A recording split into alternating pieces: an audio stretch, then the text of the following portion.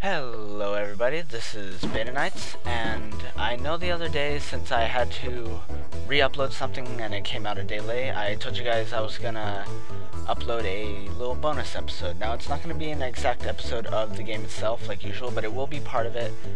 Now I figured since I didn't start giving like detailed Pokemon bios until today's previous episode, episode 21, I figured I would actually give you guys some from some of the older Pokemon. They do appear in this area and this next area we're about to go to, but these are Pokemon that I have described before, but I didn't have a bio for them.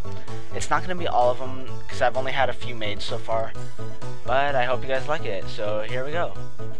First of all is the Pokemon that you will see all over the Unova region, no matter how much you try not to.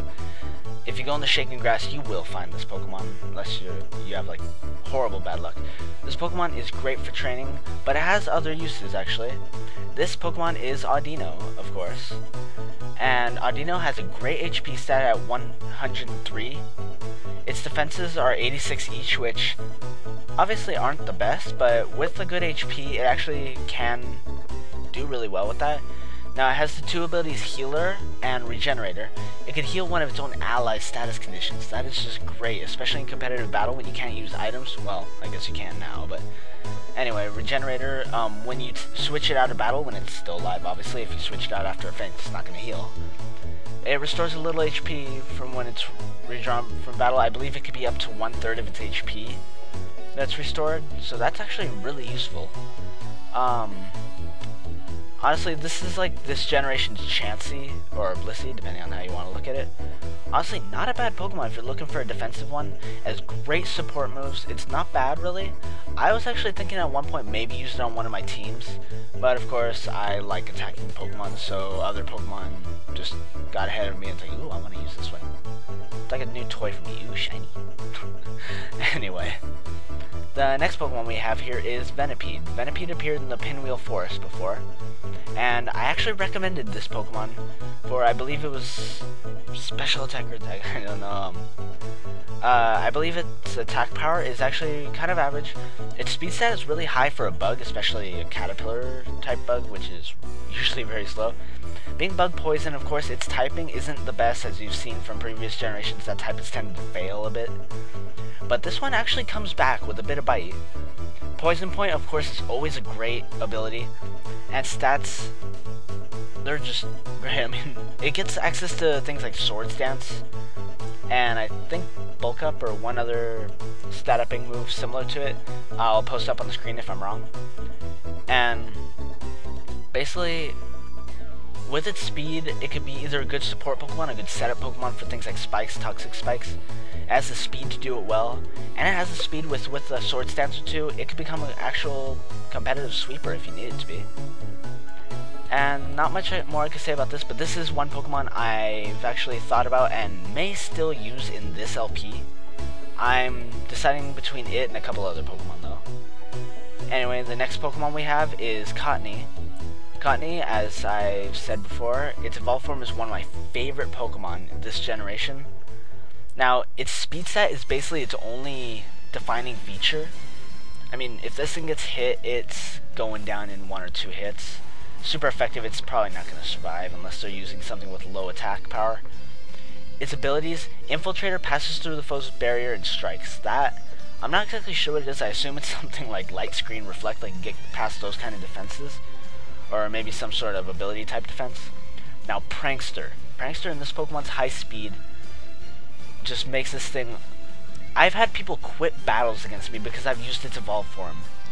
Like, as soon as they see it come out as my first Pokemon, they have quit battles because they just don't want to have to deal with it, I swear. It is awesome, honestly, but it's like, why won't anyone battle me? It kind of annoys me. Anyway, Prankster, it makes any... Now, it says status move. That doesn't mean something like Will-O-Wisp or Sleep Powder, something like that. I don't know if it has those moves, don't get me wrong. But what it does is actually makes any non-damaging move, like non-attack move, actually do about, well, it has the same priority as a quick attack. So the only thing that's going to get past it is another Prankster user, a priority attack from a Pokemon with a higher speed, or something like Extreme Speed, which has +2 priority. This alone gives this Pokemon such incredible killing power. And not killing in the sense of HP down, but killing as in it cripples Pokemon, especially in competitive play. You can put them to sleep. I think it has a move like that. You can encore their moves so they're stuck on one move and then switch to a Pokemon that's better. You can taunt to keep them from setting up. You can substitute first before they have a chance to do anything. There's just like almost endless possibilities and combinations. Go check it up online. Check Smogon, the forums, anything you have to. If you're looking for a support Pokemon or something that'll just cripple other Pokemon's leads, I highly recommend this Pokemon. In game, it's not as good. I would give it something like Energy Ball for an attacking move. Other than that, stick with those things. Oh, and I don't know if I said this already. This is in Pokemon Black only. Which really sucks. I was thinking of using this on my team, but I'd have to trade either from my Black or with my friend KitsuneAkane. Anyway, next we have Petilil. Petilil is the Pokemon White version, or version specific, equivalent to Cottony. Petilil, when it evolves, it already has a special attack of 70, which for an unevolved Pokemon is always very good. I don't know if you heard that, a motorcycle just passed my house, sorry. When it evolves, it has a 110 special attack. Compared to the overpowered Pokemon in this generation, it's not the best, but that is still a great attacking stat. It has average speed, and its defenses are a little subpar, so it won't be able to withstand too much, but it learns the very rare move Quiver Dance, which to my knowledge is only known by Petilil and its evolution, and Volcarona, which is a Pokemon we'll get into later, which is just completely overpowered. I swear, they are generous to bug Pokemon this generation. I've said that many times, my friends will know that. But Quiver Dance raises special attack, special defense, and speed, all at the same time. Using that, you can make this Pokemon's special attack soar, you can raise its subpar speed to better levels, and actually get it to, not quite wall, but withstand some special attacks as it's boosting up. So if you get the setup on a special type Pokemon, you're set. Honestly, if you're looking for a good pure grass type, its abilities aren't the best. They could help in some situations. It's really good on a sunny day team. That would even make it even better.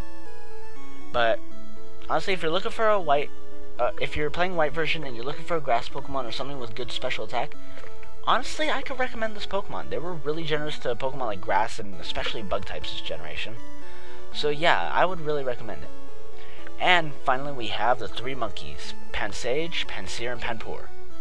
While these Pokemon aren't always the best of each type, they actually have their defining qualities. All their types are, not all the types, all of their stats are exactly the same, so if you need just a simple type to fill in part of your team, you can go for any one and it won't matter. It's just the moves that they learn that's different. Learn Gluttony.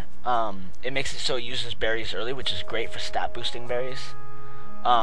Again, most of these Pokemon, like I said, were found in Pinwheel Forest.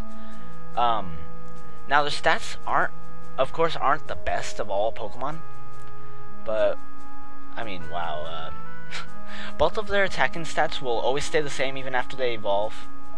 So, if you're worried about special attack, mixed attack, physical attack, whatever, you can use them as any one you want. And, of course, like usual, just because their attack stats are the same, by no means means that you have to use it as that type. So, go for any one you want. They have a pretty respectable speed. It's very good for a Pokemon you find so early in the game. The defenses aren't that good, so again, they won't be able to withstand too much. So you're going to want to have to take down the opponent's Pokemon early if you can.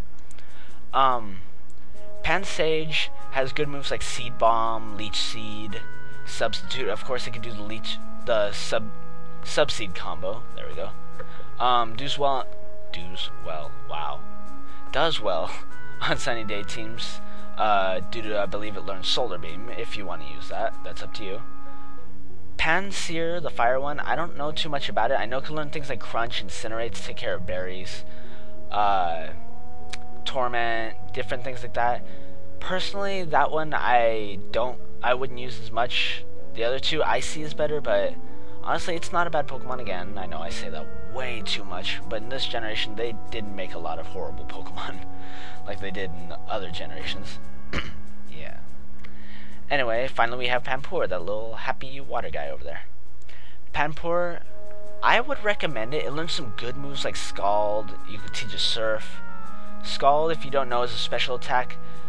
It's a water type special attack, but it has a chance to burn, which will just maim physical attackers. My friend KitsuneAkane, again, she uses her See Me Pour against me all the time. Scald. Most of my Pokemon on that game are physical attackers, so she just cripples them whenever it gets a burn, and it always does. Man. Plus, See Me Pour was the only one actually given an analysis for the video game championships of last year when this game first came out, or earlier this year I should say. Anyway, they're all good Pokemon. They learn great moves. The only thing you have to watch out is their defenses and somewhat subpar moves, but if you use them right, they're all good Pokemon. Last thing I have to say about them is look at them left, right. I speak no evil, hear no evil, see no evil. I love how they did that. I mean, you think monkeys, you gotta think that. Anyway, back on topic here. That's basically all I have to say for today. If I come up with some more of these from other areas that I haven't spoken of before, I will let you guys know. And probably do it in another small bonus episode or on the side on one of my episodes if I have the time. And I hope you guys all have a good day. I mean, my summer's been going good so far. I know it's nearing its end. I don't want it to end. God, but I will keep working on this, and I hope to see you guys next time. I hope you guys liked the little bonus episode. So this is BetaNights signing off for the night. By the way, guys, I would like to note on the side at the end here that actually all of these graphics that are made for my Pokemon bios have been made by KitsuneAkane. She took a lot of time, a lot of her free time to actually make these for me, and I deeply appreciate it. Thank you so much, KitsuneAkane. I swear I don't know what I would ever do without you. And just thank you so much for the help. I hope all you guys like her work. And if you do, go check out her channel. She has a few videos over there, some anime things. Go check it out. She's an awesome person. Anyway, like I said before, I gotta sign off now, so good night, everybody.